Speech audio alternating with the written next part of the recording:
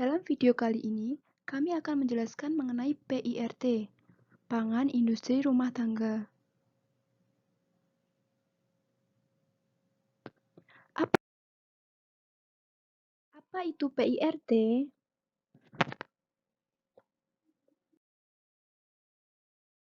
PIRT adalah singkatan dari Pangan Industri Rumah Tangga.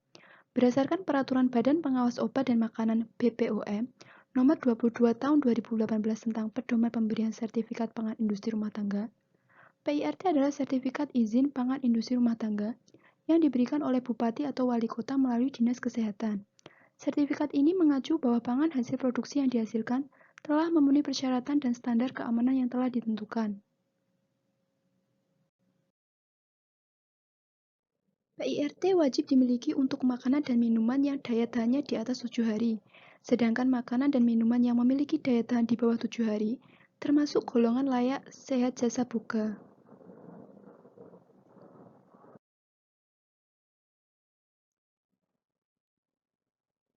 Seberapa pentingkah mempunyai izin PIRT?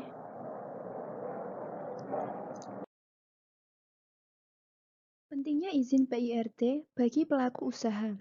Fungsi dan tujuan dari PIRT adalah sebagai jaminan bagi para konsumennya terkait produk yang ditawarkan oleh si pelaku industri. Kemudian, agar para pengusaha olahan pangan menjadi lebih sadar dan bertanggung jawab akan pentingnya kualitas, layanan, serta keamanan pada produk yang dijualnya.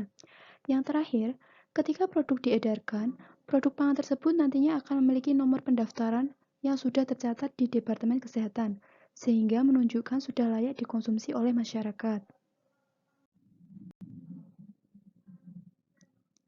Adakah dasar hukum mengenai PIRT di Indonesia sendiri?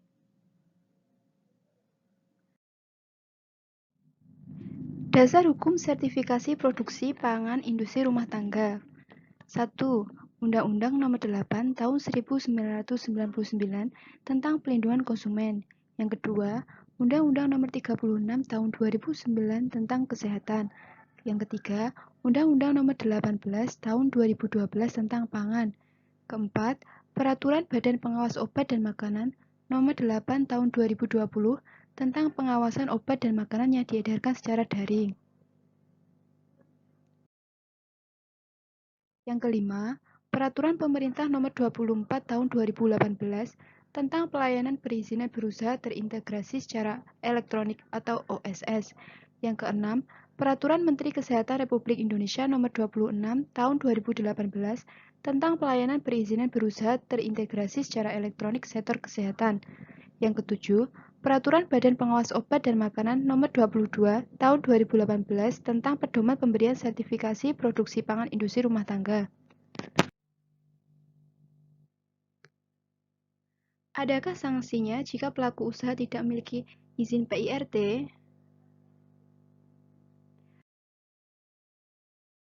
Beberapa sanksi jika pelaku usaha industri rumah tangga tidak memiliki izin PIRT pada produk pangannya adalah sebagai berikut.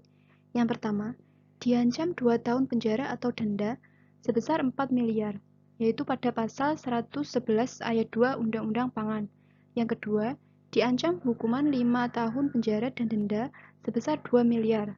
Yang ketiga, peringatan baik secara tertulis maupun keras, larangan pengedaran untuk sementara waktu, dan atau perintah penarikan produk pangan dari peredaran.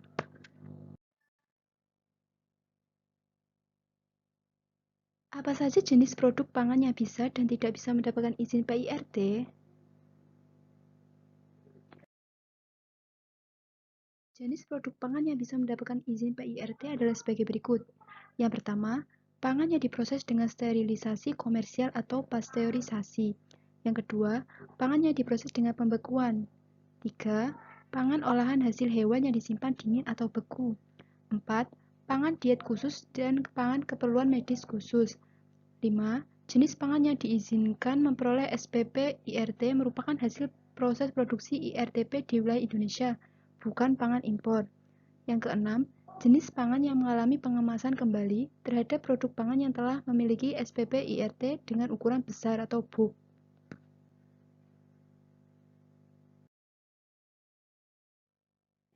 Sedangkan jenis produksi pangan yang tidak bisa mendapatkan izin PIRT adalah susu beserta hasil olahannya, kemudian daging, ikan, unggas, dan hasil olahan lainnya. 3. Minuman beralkohol. 4. Air minum dalam kemasan. 5. Makanan bayi. 6. Makanan kaleng. 7. Makanan atau minuman yang wajib memenuhi persyaratan SNI. Yang terakhir, makanan atau minuman yang ditetapkan oleh Badan POM.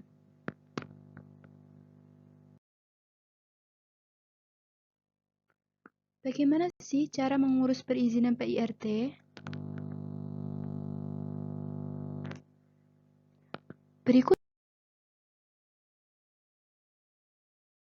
Berikut adalah langkah-langkah kepengurusan izin PIRT.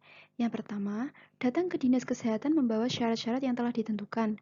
Dan apabila syarat-syarat tersebut telah diterima, maka dapat mengikuti penyuluhan keamanan pangan pada waktu berikutnya. Kemudian, akan dilakukan survei lapangan oleh petugas puskesmas. Dan yang terakhir, mengambil sertifikat produksi pangan industri rumah tangga. Lalu, apa saja syarat-syarat untuk membuat izin PIRT?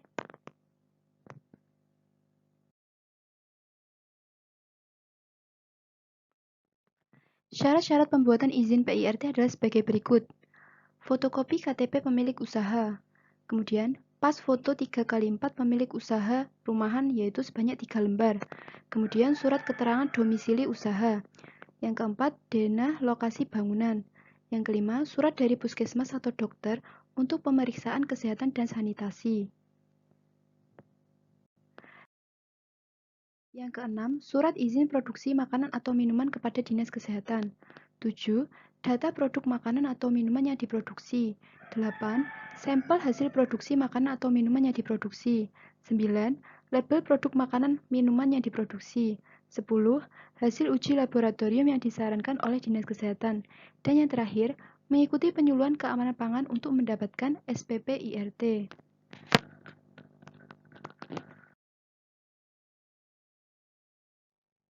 Berapa biaya pembuatan PIRT?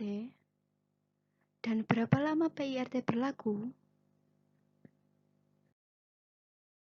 Biaya untuk pembuatan izin PIRT. Biaya yang diperlukan untuk pembuatan izin PIRT biasanya akan bervariasi tergantung dari uji sampel bahan baku. Karena pemohon akan menanggung sendiri biaya pengujian di laboratorium yang biayanya beragam tergantung laboratorium dan jumlah bahan yang perlu diuji. Kemudian, masa berlaku PIRT. Untuk masa berlaku izin PIRT akan berlaku paling lama 5 tahun terhitung sejak diterbitkan dan perpanjangan dapat dilakukan paling lambat 6 bulan sebelum masa berlaku telah habis. Apabila masa berlaku telah habis, maka produk dilarang untuk diedarkan.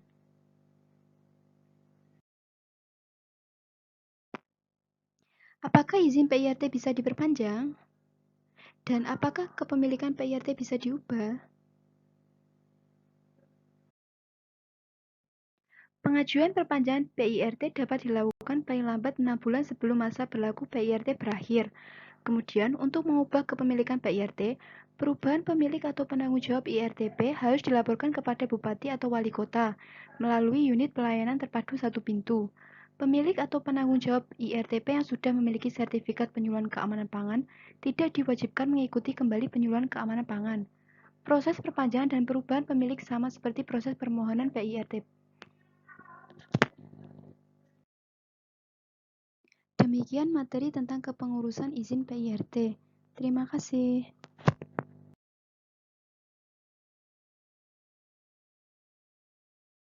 Ngolah makanan dari buah kelapa.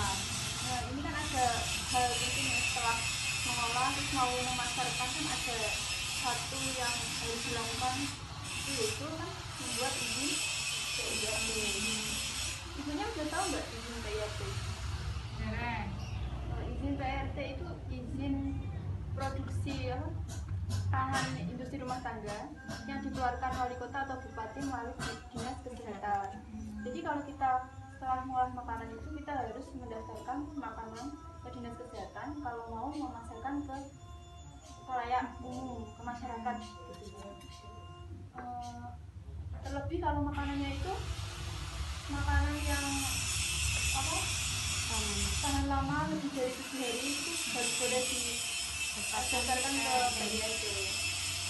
Terus mendaftarkan bayi yatim itu juga gampang-gampang bisa ya Bu, kan tergantung niat, karena pertama ya memang agak rumit, tapi kalau ibunya niat ya nanti kita bantu ya daftarkan. daftarkan.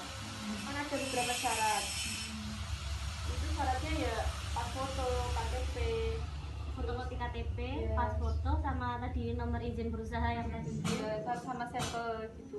Sama sampel. Terus ini kalau nggak didaftarkan itu kan ada sanksinya.